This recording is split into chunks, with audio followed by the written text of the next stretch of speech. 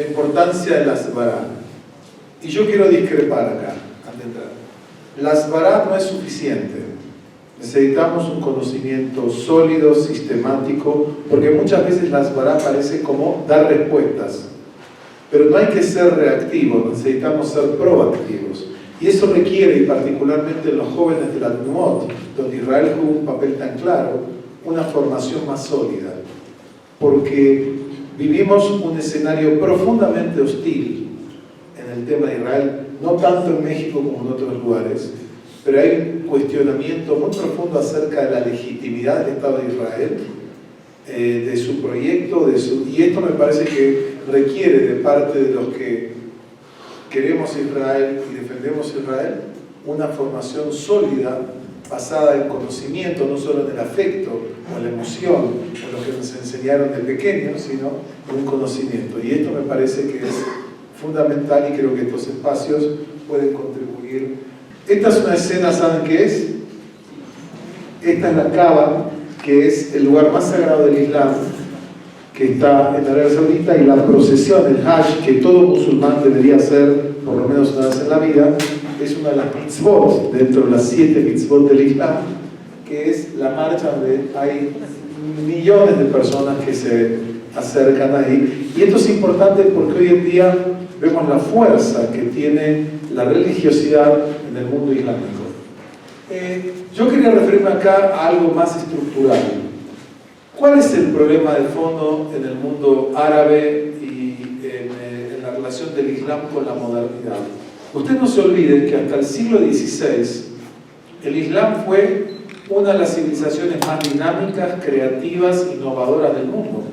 En la Edad Media, la cultura islámica era muy superior a lo que pasaba en Europa. Europa eran primitivos en ciencias, en matemática, en medicina, en filosofía, y el Islam era la gran civilización más dinámica, más avanzada. Hasta el siglo XVI todavía había un temor en Europa del avance posible del Islam.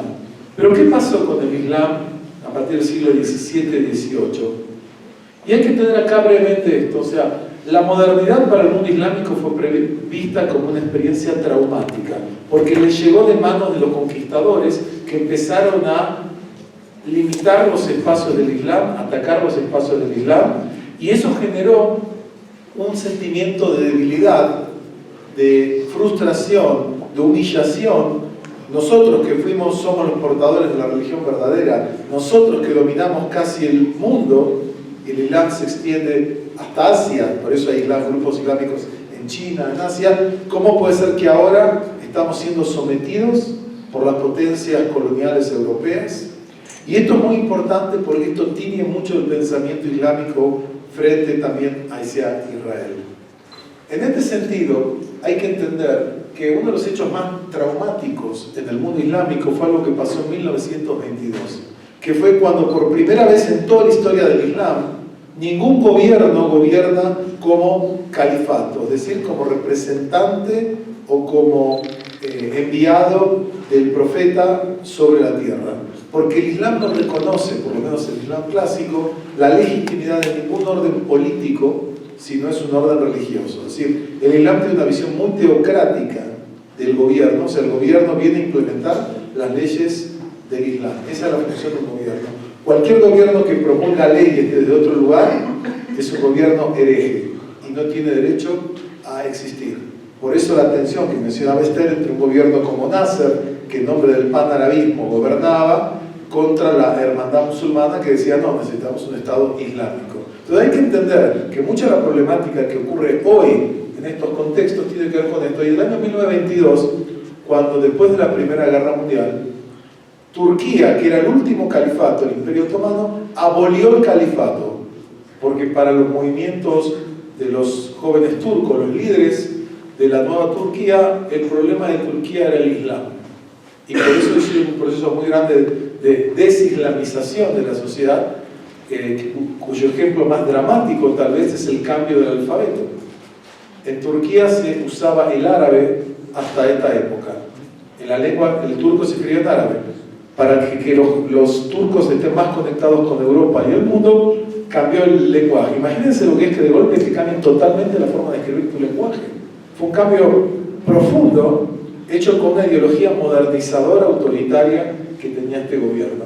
Y mucho del tema del califato, por qué ISIS, Daesh quiere tener un califato, tiene que ver que si no hay califato en el mundo, ningún gobierno tiene legitimidad. Entonces, esa idea de crear el califato, y que tuvo tanto eco en muchos sectores del mundo islámico, es por fin se restauró lo que había sido quebrado en 1922 con la Turquía moderna. Por otro lado, hay un problema muy serio que después lo voy a retomar con datos muy duros, interesantes creo, es esto, que es que muchas de las ideas que surgieron con la modernidad, como la idea de la democracia, el Estado nacional, porque acá había imperios, ustedes saben que había imperios o una estructura tribal que hasta el día de hoy sigue siendo dominante del mundo árabe. O sea, los marcos de pertenencia del mundo islámico son la familia larga, la tribu, el sector religioso, las sectas sunitas, chiitas y las variantes, y el Estado nacional, salvo 2 o 3 casos, muy pocos en el mundo árabe, son estados fallidos, como se dice hoy día. Son estados que no han logrado consolidarse ni dar respuesta a su población de temas básicos como salud, educación, estabilidad, seguridad, salvo algunos de los países más ricos petroleros que eso les permite paliar otro tipo de circunstancias. Pero hay que entender algo que para el mundo islámico y el mundo árabe en particular, muchas ideas, democracia, derechos humanos, Estado nacional, etcétera, etcétera, son ideas externas que las implantaron de alguna forma artificialmente y no han aprendido adecuadamente, y por eso a veces es difícil explicar a alguien que no conoce la estructura del mundo islámico cómo ven otro tipo de valores y por qué cosas que a nosotros nos parecen obvias, por ejemplo todo el tema de derechos de género, el papel de la mujer en el mundo islámico, dice no, así no son las cosas, se hacen de esta forma porque es la tradición, es el marco del profético. Y hay que entender eso, el Islam hoy en día, cuando el Islam se siente pujante, dinámico, es abierto, es más pluralista con las minorías, pero cuando el Islam se siente acosado, como hoy en día, perseguido, humillado por el éxito del mundo general, del mundo occidental cristiano, reacciona con actitudes mucho más intolerantes. Y es lo que estamos viendo en la actitud, por ejemplo, de las minorías no islámicas en el mundo islámico. Los cristianos hoy en día en distintos lugares, y lo que pasó con la minoría judía que fue prácticamente eliminada, expulsada de todo el mundo islámico. Refugiados. Fíjense la cantidad de refugiados del conflicto en Siria. Estos son los refugiados de estos últimos años, o sea, estamos hablando de casi 3 millones de personas que han debido huir de los conflictos de Siria. Y era el mito, ¿por qué no recogen a los refugiados árabes los países árabes? Los países árabes pobres han recogido refugiados. Los que no han recogido refugiados son los países ricos del Golfo. Pero es falso decir, no han recogido a los refugiados árabes, los han recogido en condiciones difíciles, pero lo han hecho a diferencia también de Europa. Y acá viene algo interesante que mencionaba usted para entender la mentalidad de la estructura. O sea, hay estados que son fallidos. ¿Qué quiere decir? Que no han funcionado, que se crearon por la división de las potencias coloniales después de la Primera Guerra Mundial y dividieron con reglas de acuerdo a mi conveniencia Francia e Inglaterra, esta parte para ti, esta parte para mí, y mezclaron gentes como que por una división arbitraria dividen la mitad de una familia de un lado, la mitad de otro, y se crean los estados nacionales, no por intereses de las poblaciones locales, sino por estos intereses. Bueno, acá esto es lo que pasa en Yemen, donde tenemos grupos de todas las corrientes y es una lucha, lo que se llama War by Proxy, una lucha intermedia donde pelean los iraníes contra los sauditas, en este caso apoyando facciones de sus sectores. Estas son las zonas de ISIL, de Daesh. ¿Cuáles son las zonas que el Estado Islámico domina en todo este panorama? Y aquí hay que entender que los sunitas de Irak dan apoyo a este grupo porque ellos fueron oprimidos por los grupos chiitas dentro de Irak cuando estaban en el poder. Entonces hay tensiones y vemos las distintas zonas en una amplia zona de muchísimos kilómetros, donde fundamentalmente el foco está en Raqqa hoy en día, que es ahí en el centro arriba. Esta ciudad es una de las capitales de ISIL, y lo otro Mosul. Son los dos lugares claves que, si no van a ser tomados en forma terrestre, ISIS va a tener una base geográfica de sustentación. ¿Qué está pasando frente al tema del proceso de paz en la sociedad israelí? Y hay que entender algo, el electorado israelí se ha volcado más a la derecha. Las últimas elecciones son una evidencia. Y acá hay algo interesante con respecto a los desafíos que planteaba Juan. Es muy interesante el mapa de quién votó a quién por ciudades. Esta es información detallada. Y es paradójico. Sectores de clase media baja y baja, que están siendo perjudicados por la política económica del gobierno, digamos, del Likud y otras líneas, votaron Likud y no votaron partidos que proponían mejoras sociales a su condición. ¿Cómo se explica que tú votas un gobierno que te va a afectar en lo económico? Porque lo que leyó muy bien el Likud es que la gente tenía miedo del tema de seguridad. Y la variable seguridad fue más fuerte que la variable de justicia social, por lo menos en los sectores. Y vemos que en sectores de clase media alta la gente vota laborismo, en otros lugares sí son paradojas, ¿no? Es decir, el voto tiene distintos cruzamientos. Y uno puede decir que en Israel hay, Juan lo mencionó de la forma, 4 ejes para entender la política y los votos de Israel. Hay 4 ejes que hay que tomar en cuenta. El eje étnico, sefaradim, ashkenazim, árabe, judío. El eje socioeconómico, qué visión del Estado y la economía quiero. El eje religioso, en qué línea estoy, o soy antirreligioso, soy secular, o soy datí, o soy jaredí, depende de la línea. Y el eje frente al problema palestino. Y acá quiero plantear algo que esta es la gran discusión, en mi opinión, de fondo del problema. Hay personas en Israel que piensan que el tiempo de la no resolución juega a favor de Israel. Y hay personas que piensan que la no resolución del conflicto palestino juega en contra de Israel. Generalmente los grupos y los partidos de la derecha lo que quieren, como decía Juan, es administrar el conflicto y esperar que haya un mayor debilitamiento económico, social del mundo árabe para Occidente, y lo estamos viendo ahora con un petróleo tan bajo, que en el 73, si ustedes recuerdan, fue un gran arma del mundo islámico para presionar a su favor. Entonces, hay quienes dicen, a mediano y largo plazo, nos conviene aguantar todo lo que podamos en esta situación, no hay que hacer ninguna concesión significativa, porque con el tiempo juega a nuestro favor, Israel se va a fortalecer en medio del caos de la zona, y el tiempo juega a nuestro favor. Y por otro lado, tenemos las posturas que dicen, no, mientras más tiempo pasa, mucho más difícil va a ser encontrar una resolución, y los contextos políticos internacionales van a ser negativos para Israel. El tema de Europa, hoy en día, del último estudio del Instituto Nacional de Seguridad, ¿no?, en Israel, que es uno de los centros think tanks más importantes, en su último informe plantea que el BDS es un desafío estratégico para Israel. BDS es una frase que es boicot de investment y sanctions. BDS es un tema grave y preocupante en Europa y ya en Estados Unidos. Como decía Juan, en los campos universitarios hay numerosos movimientos y ahora una discusión sobre Open Hillel. No sé si vieron que hay grupos que decían que en los grupos de estudiantes judíos Hillel hay que dejar entrar, que entre gente que presente las posturas anti-israelíes pro-palestinas, y hay quien dice no, acá hay un límite de quién puede o no participar dentro de estos movimientos. Hay discusiones de fondo, pero ¿qué es BDS?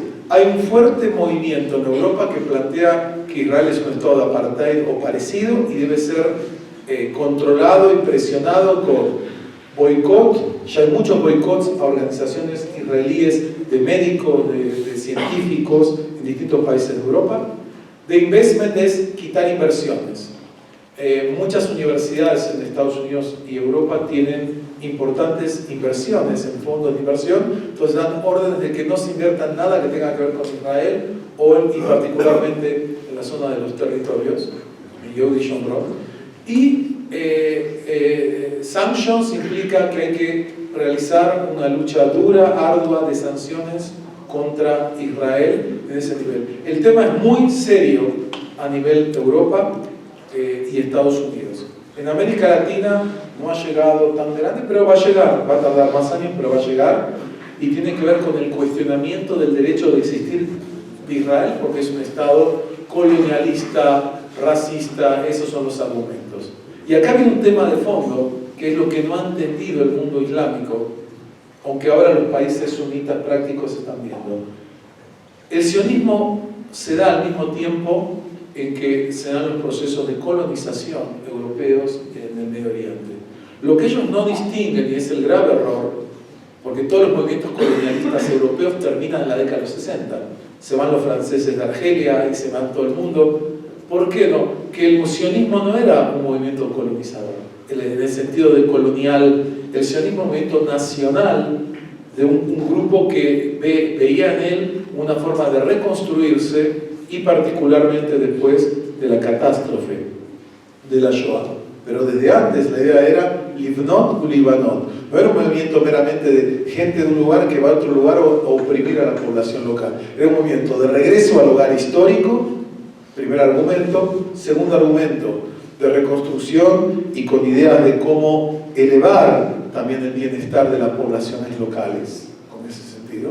Y lo que no han entendido, aunque ya está empezando a entenderse, es que Israel no era un proyecto pasajero en ese sentido, como otro tipo de movimientos coloniales que cuando vieron las presiones se volvieron todos a sus colonias, a sus tierras. Israel no tiene donde volverse en ese sentido. Los judíos no son franceses que pueden volver a Francia o ingleses que pueden volver a Inglaterra. Ven a Israel como su patria o única patria y su identificación. Y también lo que estamos viendo, como dije, en mi opinión la gran discusión es: ¿hay que avanzar en la resolución del problema palestino o no hay que avanzar en la resolución del problema palestino? Y eso implica crear más asentamientos que impidan divisiones y negociaciones, o al revés, hay que tratar de no alterar el mapa y tratar de buscar las soluciones. Y acá hay dos posturas muy distintas que son filosóficas, ideológicas y políticas. ¿Qué es lo mejor a largo plazo? Hay quien dice, sigamos así, no nos está yendo tan mal, la tercera intifada, o si es que algunos, no todo el mundo usa ese término, lo que está pasando ahora, lo que está pasando con los acuchillamientos y estos prototipos, es una forma que expresa el malestar de sectores de la sociedad palestina ante lo que ven un estancamiento de falta de avances y de posibilidades, y eso con ciertos lineamientos políticos. Pero quiero decir algo: recientemente el mismo Servicio de Seguridad de Israel reconoció que la autoridad palestina bloqueó más de 300 ataques contra Israel. Ellos lo bloquearon, porque ellos saben que no les conviene llegar a eso. O sea, hay una colaboración en ese área todavía con la sociedad palestina, pero este tipo de intifada es muy difícil. Pero esto expresa el tema que los que dicen es: si hay que aplicar presión a Israel para que se den cuenta que no pueden seguir con la rutina. Es una forma de presionar políticamente, y esta ola de ataques está generando realmente un efecto de temor en la población que no habían generado nosotros, que eran mucho más graves con cohetes. Hay mucho, porque tú no sabes dónde te puede venir en cualquier lado, en cualquier circunstancia. Entonces, sí es un efecto que está afectando. Ahora, para finalizar, ¿qué es lo positivo del contexto? Y sigo la línea de Esther. Hoy vi las declaraciones, no sé si alguno lo vio, la entrevista que le hicieron a Netanyahu en Davos. Él habló en el encuentro en Davos, en Suiza, con los líderes, lo entrevistan públicamente, y él dijo algo que sugería mucho más de lo que dijo. Él dijo varias cosas. En primer lugar, hay un acuerdo táctico y estratégico hoy en día entre Israel y los países sunitas más pragmáticos. Y hay negociaciones, contactos, que obviamente no dijo todo, y esto sugiere que debe haber mucho más de lo que está diciendo, entre Israel, Arabia Saudita, Egipto, Turquía, que se están recomponiendo lentamente las relaciones que se habían deteriorado por el barco, el Mármara, y en otros lugares más, Jordania, los Emiratos, etcétera, los países de esta zona. Hay una alianza estratégica frente a lo que decía Esther, frente al surgimiento de Irán como potencia. Eso genera que, una potencia regional, eso genera que hay un interés, hay acuerdos, hay posibilidades, y Netanyahu dijo, tal vez el camino hoy en día de un acuerdo con el mundo árabe no es como pensamos, primero los palestinos, después el mundo árabe. Tal vez en este contexto habría que hacer un convenio, primero con el mundo árabe, con el reconocimiento, y eso va a ayudar y promover las negociaciones con los palestino. El conflicto entre Israel y los demás países es entre un Estado exitoso, muy exitoso en muchos términos, frente a Estados fallidos. Fíjense este dato. Este es el índice de desarrollo humano, que es el indicador de Naciones Unidas para evaluar los países. Acá entran digamos, nivel económico, ingreso per cápita, acceso a salud, acceso a educación, expectativa de vida, cuánto vive la gente, una serie de factores, libertades de género, etcétera, etcétera. Israel está visto, ustedes se fijan acá, Israel en celeste, los países de alto desarrollo. Israel está en el lugar 18 en el mundo hoy, como el país dentro de los 18 de mayor desarrollo en el mundo, dentro de desarrollo humano, es en calidad de vida. Número 18. Fíjense esto que es interesante. Para que se ubiquen, el país árabe más grande está creo que 32, México ocupa el lugar 74, el primer país de América Latina que está en el lugar 40 recién es Argentina, en este dato, esta medición. Y fíjense lo que pasa, los países árabes ricos están a nivel medio, aún Qatar está alto, que hablamos de un país que tiene más de $100.000 de ingreso per cápita. Israel tiene casi $37.000 de ingreso per cápita. O sea, el hecho de que un país como Israel, que se constituyó, si uno recuerda que pasa en 1948 hoy, y que está dentro de los 20 países más desarrollados a nivel de calidad de vida, es un indicador muy poderoso de que con todos los cambios sistemas, y te doy un dato más, si quitas a la población árabe y quitas a la población jaredí, Israel podría estar entre los primeros 10 países de mayor desarrollo en el mundo. Pero el peso de los demás sectores afecta. O sea, con todos los problemas que hay, estos son indicadores duros y no de una agencia pro-judía o pro-israelí como en las Naciones Unidas. Son datos objetivos que muestran algo que es increíble. Un país que en el 48 no tenía una estructura básica para alimentar, educar, dar techo a su población, hoy en día está dentro de los 20 países más desarrollados del mundo. Y para mí esto muestra el potencial que hay, pero eso no implica que uno pueda quedarse ciego ante los grandes desafíos que Israel espera. Gracias.